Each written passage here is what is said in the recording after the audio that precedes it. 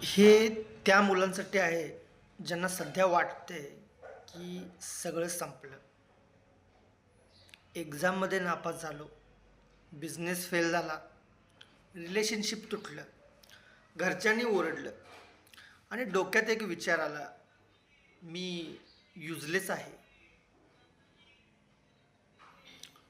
पण एक गोष्ट समजून घे, अपयश म्हणजे तू संपलास असं नाही. अपयश म्हणजे तू प्रयत्न केलास याचा पुरावा आहे. जगात एकही यशस्वी माणूस असा नाही ज्याने अपयश पाहिलेलं नाही.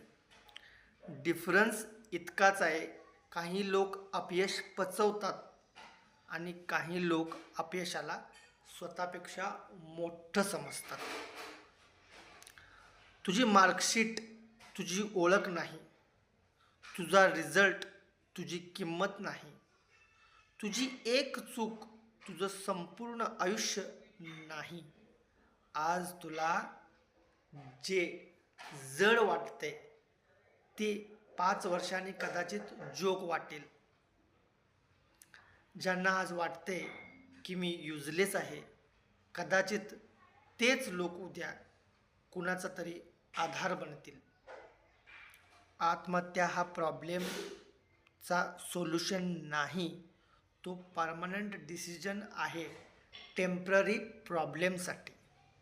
आज तुला वाटते की कोणी मला समजून घेत नाही, माझ्यावर विश्वास ठेवत नाही, पण विश्वास ठेव, ही अवस्था कायमची नाही. 1 वर्ष थांब, फक्त 1 वर्ष स्वतःला दे. फोन बाजूला ठेव, तुला आवडणारी एक स्किल पकड, दररोज फक्त 1% सुधारणा कर. तुझं आयुष्य एक रिझल्टवर थांबवू नकोस. तू हरलेला नाहीस, तू थकलायस आणि थकल्यावर फक्त विश्रांती घेतात, हार मानत नाहीत.